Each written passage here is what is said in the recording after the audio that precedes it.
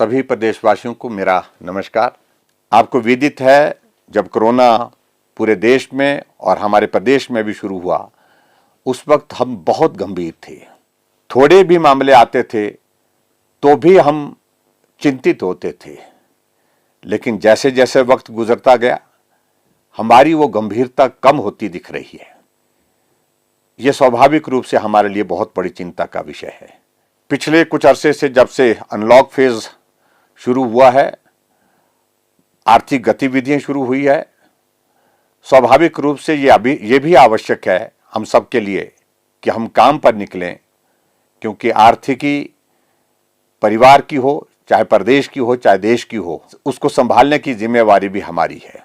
लेकिन आजकल की परिस्थितियों में विशेष तौर से हम अनुभव कर रहे हैं कि गंभीरता बहुत कम होने की वजह से ये संक्रमण बहुत तेजी से फैलता जा रहा है। इन दिनों में बहुत सारे आयोजन, चाहे वो शादियों के हैं, चाहे वो धार्मिक हैं, चाहे वो हमारे सोशल गैदरिंग्स हैं, उसमें लोग बेखौफ होकर के जा रहे हैं और जाने के पश्चात वहाँ सोशल डिस्टेंसिंग भी मेंटेन नहीं कर रहे हैं और सोशल डिस्टेंसिंग के अतिरिक्त मास्क पहन करके भी नहीं जा रहे हैं, और जिसके कारण हम ऐसा महसूस कर रहे हैं कि संक्रमण में लगातार बढ़ोतरी हो रही है। बहुत सारे मामले ऐसे आयोजन के माध्यम से हिमाचल प्रदेश में बढ़े हैं। और ये भी मैं कहना चाहता हूं, इन दिनों में जहां ये शादियों का दौर चल रहा है, प्रदेश में ठंड का प्रकोप बढ़ता जा रहा है, इस वायरस के संक्रमण के और भी ज्यादा संभावना बढ़ रही है। क्योंकि जब अब सर्दी का मौसम आता है, स्वाभाविक रूप से हम खिड़कियां, दरवाजे सभी बंद कर देते हैं। वेंटिलेशन जब नहीं होती है, अगर कोई भी उस वायरस का कैरियर एक भी आदमी कमरे के अंदर हो, हॉल के अंदर हो, वो बहुत सारे लोगों को संक्रमित कर सकता है। मामलों में बढ़ोतरी को देखते हुए हमको विवश होकर के कुछ सख्त निर्णय पिछले कल कैबिनेट में लेने पड़े हैं। रात को 8 बजे से सुबह 6 बजे तक कर्फ्यू लगाना, स्कूल कॉलेज अभी 31 दिसंबर तक बंद रहेंगे, और सरकारी दफ्तरों में अभी तक क्लास 3 और क्लास 4 के जो कर्मचारी आएंगे वो सिर्फ 50% यानी 50% प्रेजेंस के साथ आएंगे। और इसके अतिरिक्त जो शादियां हैं, उन शादियों में भी हमने ये सुनिश्चित करने की कोशिश की है, अगर खुला मैदान है तो 200 से ज़्यादा लोग उसमें नहीं होने चाहिए सोशल डिस्टेंसिंग के साथ। अगर हॉल है तो हॉल में किसी भी सूरत में 100 से ज़्यादा लोग उसमें शामिल नहीं होंगे।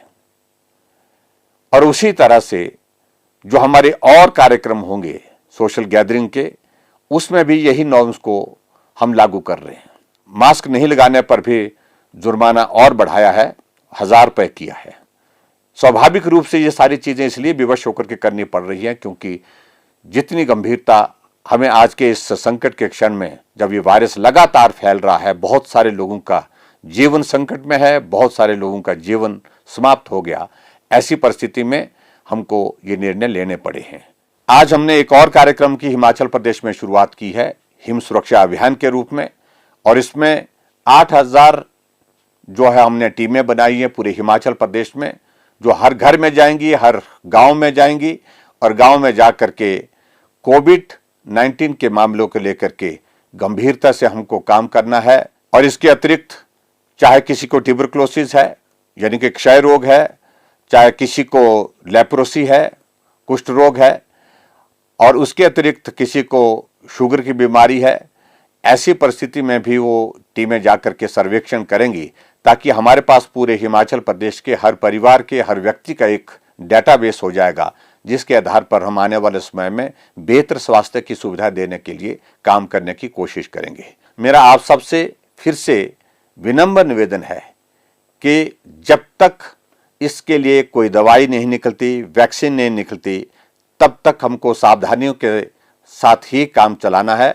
और उसके लिए आवश्यक है हम मास्क पहन करके चलें, हम सोशल डिस्टेंसिंग को मेंटेन करें, अनावश्यक रूप से भीड़ का हिस्सा ना बने, और जितने भी हमारे जो उम्र दराज लोग हैं, बुजुर्ग लोग हैं, वो खास तौर से भीड़ वाले इलाके में जाने से परहेज करें। बहुत बहुत धन्यवाद। नमस्कार। जय हिंद, जय हिमाचल। प्रदेश सरकार कृषि विभाग हिमाचल प्रदेश सभी 12 जिलों में सुभाष पालेकर प्राकृतिक खेती को बढ़ावा दे रहा है। प्रदेश में सुभाष पालेकर प्राकृतिक खेती को प्रोत्साहन देने के लिए जोरदार प्रयास चल रहे हैं। खुशी की बात है कि हमारे किसान भी प्राकृतिक खेती करने को आगे आ रहे हैं।